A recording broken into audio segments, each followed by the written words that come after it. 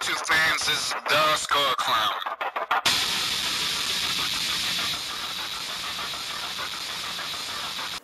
Hello YouTube fans, this is TheSkulKlown, here to review King Kong, 1933. Well, without further ado, let's get started.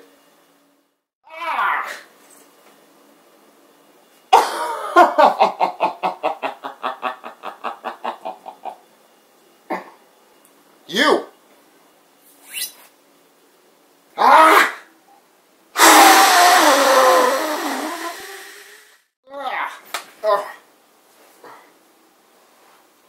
Weak! A necklace? Don't you touch it.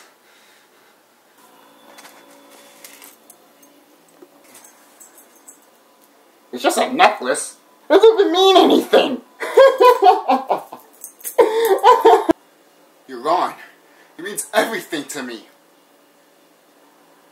Really? Who is this lucky person? Ton what? I can't hear you. Speak a little louder. Tanya. Oh, really? So it finally comes out. Behind everything, behind that clown outfit, you're just a little boy in a playsuit crying out for someone I love you. Now, I see that the woman that put you in a cage for a reason, to not make any noise. And if you do, she will just say stop. It'd be funny if it wasn't actually pathetic. This necklace is mine and Tanya's. It's everything to me. It's important to me. Important? How is it important when you can't find it ever? No. I have found my other. And I can't believe it took me this long to fucking figure it out. And all because of you. You worthless piece of...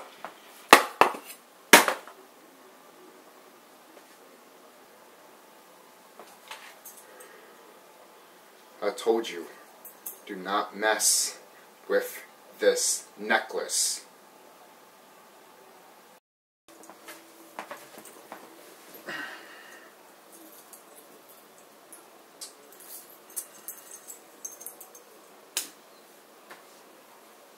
Well, let's talk about King Kong and not be disturbed by death himself.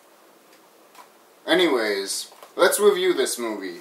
This movie is actually one of the best movies of all time. I remember when I was a kid. This was not my first King Kong movie. No, it was the 1966 version of King Kong. Now, most people don't like that one. I will get to it when I ever do get to it. It is my very first, King Kong movie I've ever watched. Then I saw this one. I was young when I saw this one. I barely remember it. That's how, I wasn't that young, but I watched it, then I forgot about it. And then when I bought it and we watched it again, I'm like, yeah, it's pretty much how I thought it would be. Not to say this movie's terrible.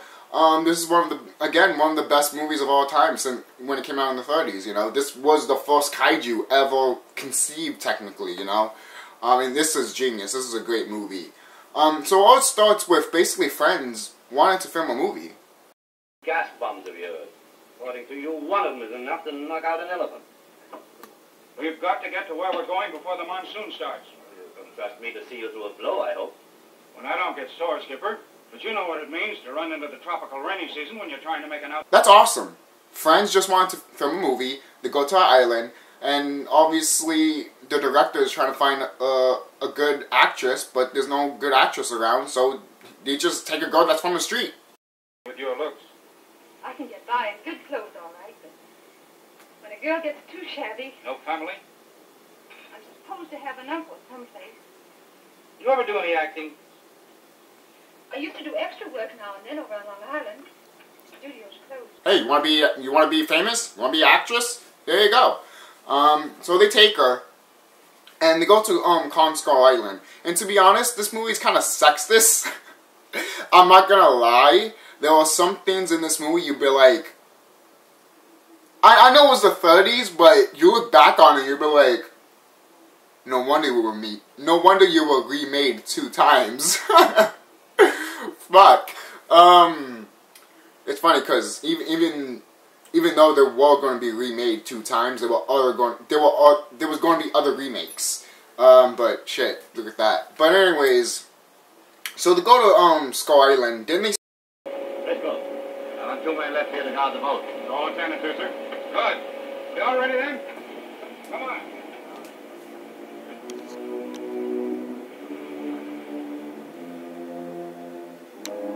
And then the fucking director, stupid that he is, I remember when I first saw this movie, I thought he was the bad guy because, you know, the 1976 version, he was the bad guy. Obviously, he's not.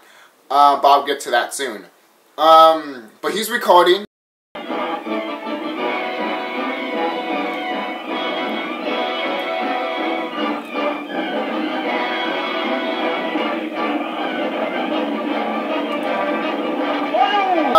But he's recording, and then all of a sudden the natives caught him, and he's like, all right, let's just get out, let's just get out, can't hide anymore. When that happens, they're like, oh fuck, they want the blonde chick, and it's like, I don't think Anna wants to go with you, so they go back to the ship. And then obviously they talk about, you know, Jack and Anna talk about, you know, about the island a little bit, and they talk about if they're making what's behind that big wall. Obviously, they're trying to keep something out, you know.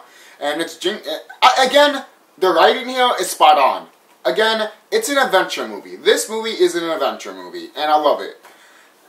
After that, the natives go to the fucking ship and kidnap Anna. I like it in the 1976 version because that's different. I mean, because they do it differently there. But in this version, it's like, how come no one didn't hear her? She screamed, from what I remember. Or either that, well, they did cover her mouth. So, still, bite the motherfucker. Shit, I know this is the 30s, but fight back, woman. Fight back. Oh, how could we miss great scenes like this? I think what might have happened today, if anything had happened to you... Well, then you wouldn't be bothered with having a woman on board. Don't laugh. I'm scared for you. Sort of... I'm scared of you, too. And,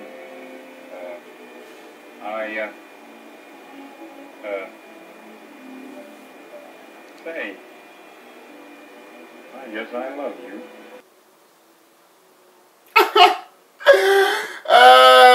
The 30s. When, you know, when the seamen don't hang out with women, they hang out with seamen. I'm just going to let that in slowly, just to sink it in a little bit. The 30s. But anyways, after they kidnap Anna, they were like, where the fuck is she? Where the hell is Anna? So then they figure out that she's been kidnapped by the natives. So they go to the Skull Island. And when they go to Skull Island, they basically preparing for Khan.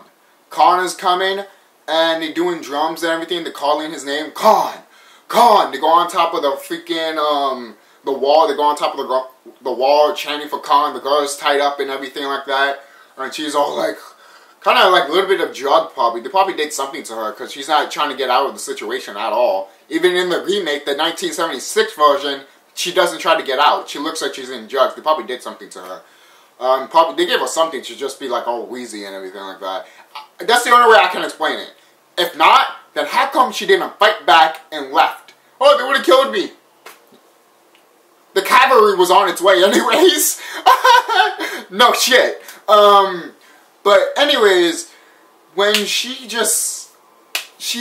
sees Khan, and it's the most epic theme you will ever see. This is the first time you'll ever see Khan. And is it good?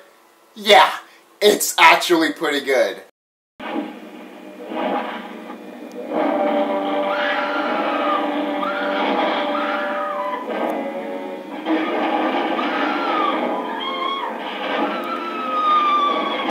And the stop motion in this movie is just beautiful.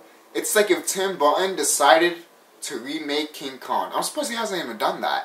How come he hasn't done that? How come no one hasn't went to Tim Burton saying that, would you like to remake King Kong in stop motion animation?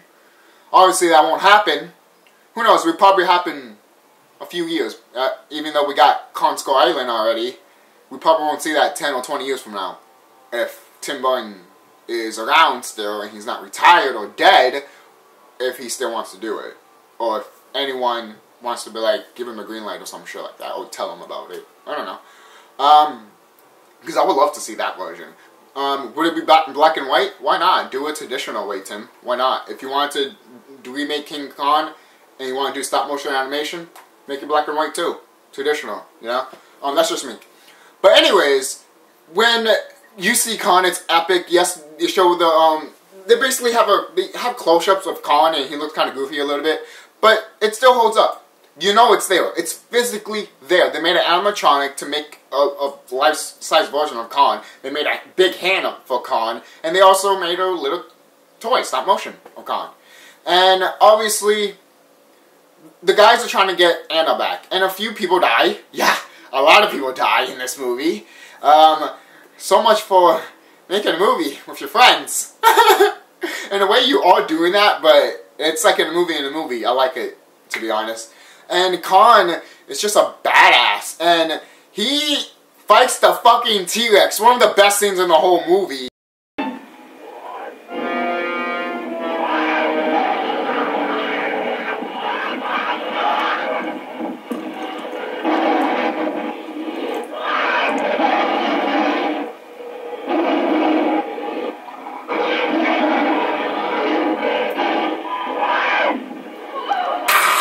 And it's like, get him, beat him up, get him. Oh, you be pumped up and shit. And then you see Anna in the background, oh God, oh. And you'd be like, oh, get him, Kong, get him, beat the fuck out of him. And it's funny too, because once when the T-Rex is about to come out, Anna is like, ah. Even though the T-Rex probably doesn't even notice her right off the bat. But once she screams, the T-Rex is like, oh, hello. You know? And then when Kong comes back, he's like, oh my. For real, it's like shit. But then he fights the T-Rex, break his freaking jaw, which is awesome.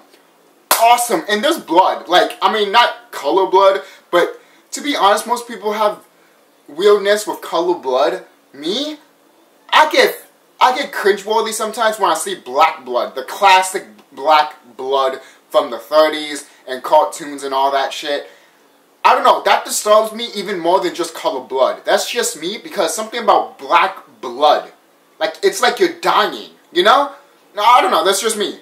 But obviously, he is dead. And I love how Kong just, you know, plays with his mouth a little bit, just like in the Peter Jackson's Kong, obviously. I do want to say that Peter Jackson's Kong is too long of a movie, but it's so enjoyable. It's so enjoyable. But it just needs to be cut, to be honest. It is way too long. If it was... The thing is, some people say that this movie is too long. This is too long? No. And I heard people say that Kong takes forever to show up. Are you kidding me? Like 10 or 5 minutes in, he shows up. Okay, maybe not that, but he shows up, not like, probably 15 minutes in. And that's not that long. That really isn't that long. It doesn't feel long at all. To me, Kong came like this. It's like, alright, we're on a boat, we're on an island, we leave, then they kidnapped her and then boom, Kong. That's how fast it went. That's how fast it went for me. I don't know, maybe I watched too many King Kong movies. I don't know how that's possible. Maybe I watched King Kong multiple times. I don't know how that's possible, because I try not to watch a lot of Kong movies or the same Kong over and over again because it gets stale. Not like Godzilla movies.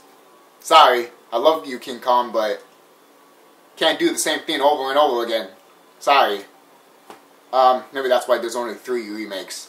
But anyways, they obviously, Jackie's trying to get Anna, no matter how, he tries to get Anna so bad, and then he gets her. Once he gets her, Kong is pissed. He is looking for her to the T, and obviously he does take her clothes off before Jack finds her. And I had to say this, people in the 30s were probably like, oh my god. Oh, he's taking her clothes off. I can see her legs. Oh my god, I can see her legs. You know, like, people, the men in the 30s will probably went overboard just to see that. Or they'd just be like, oh, oh, oh, she's showing her ankles. Oh. Oh my god. I love making fun of this movie. Oh, thank you, 1933. Oh god. But anyways, that's why I like this version a lot more than the Peter Jackson one, because it doesn't have shit like this in it. What the fuck? But so once they get caught, so once Jack gets Anna and leaves to go to the boat, his friends, is even the director, I forgot the director's name, I think his name is Carter, I could be wrong, I think it's Carter. But anyways, Carter and his group have like a whole bunch of grenades or, let's see, sleeping gas basically to throw at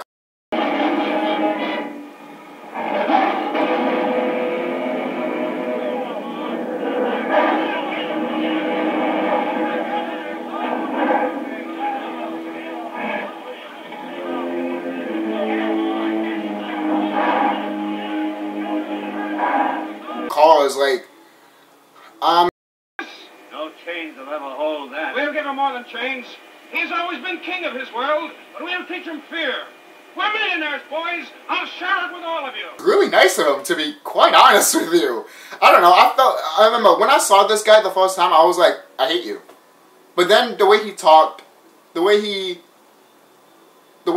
had the passion to film, I kind of saw him as myself a little bit, to be honest.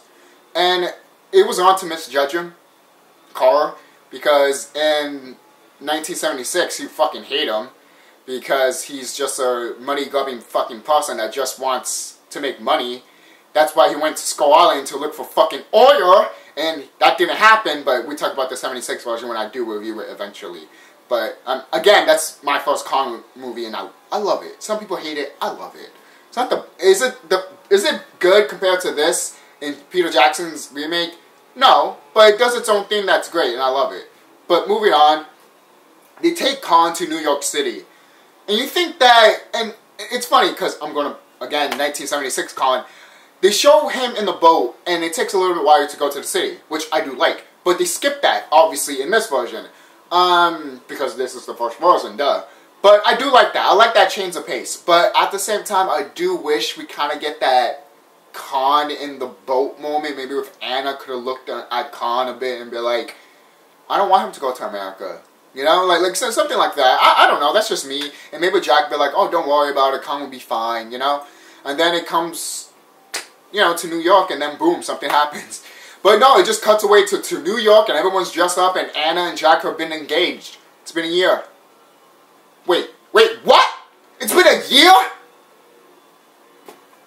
Damn, movie, you go fast. Fuck, no one didn't know about King Kong then, or you just sailed to America for a year? Or you were at Kong Skull Island for like 6 months and you didn't come back. And you didn't come back to America for another 6 months. You know, that actually would make more sense. That would actually make more sense. Because if you look at the Peter Jackson version, once they take Kong to New York, everything's all wintry and everything. So you know what? That does make sense a little bit. That's just me. I don't know.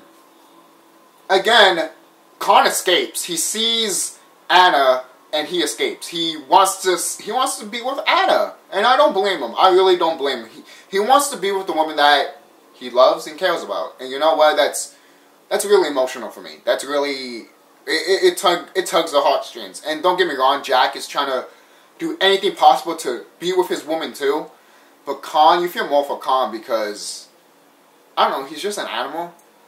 And I'm not saying animals don't know anything. They do. That's why Kong just wants Anna so much, because he's in love with her. Maybe in the 1976 version, he's in love with her because he's horny as fuck. I'll get to that eventually. Yeah, that part is weird. But, yeah, he kidnaps her, goes on top of the entire, climbs forgot the fucking building, the Empire State Building. There, why was it so hard for me to say? Anyways, Khan climbs the Empire State Building.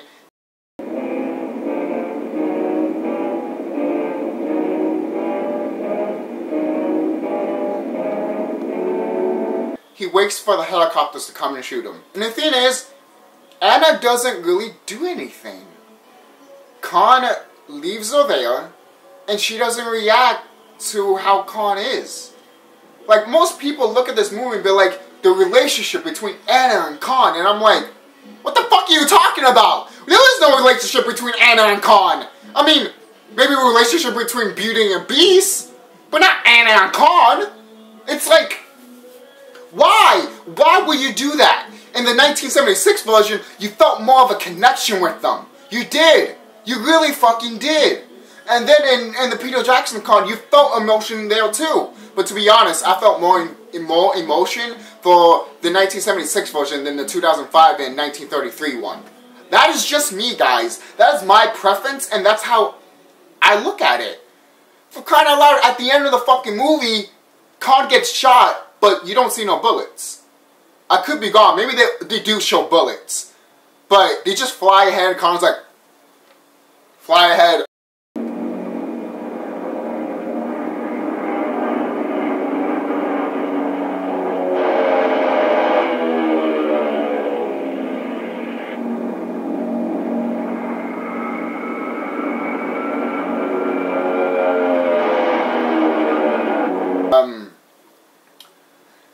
I don't know. It's just that, again, the 1976 and the 2005 version are more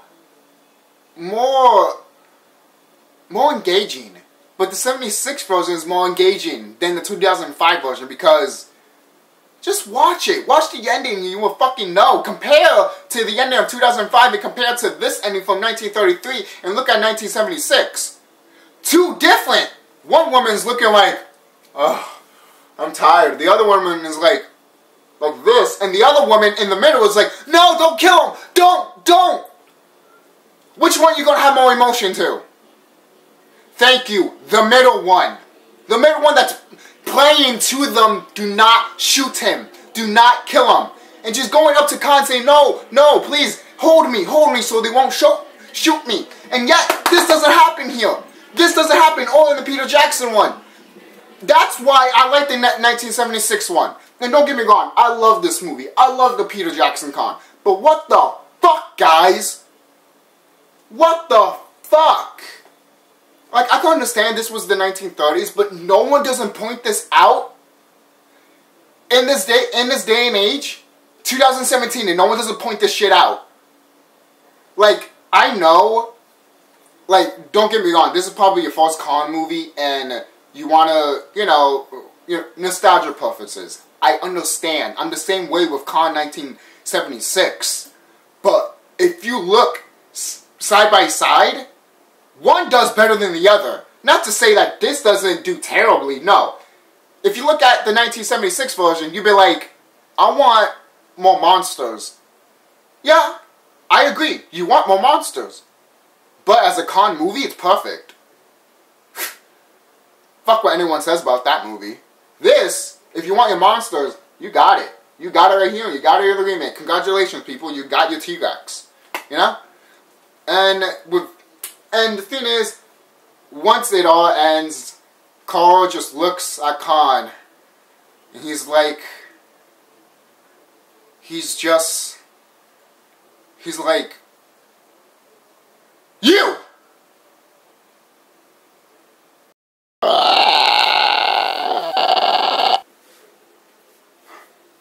No!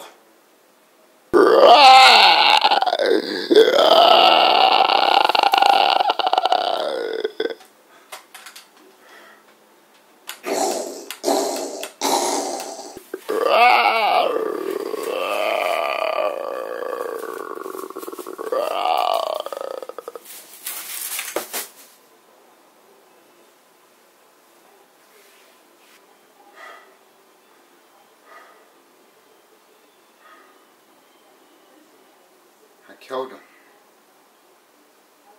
No.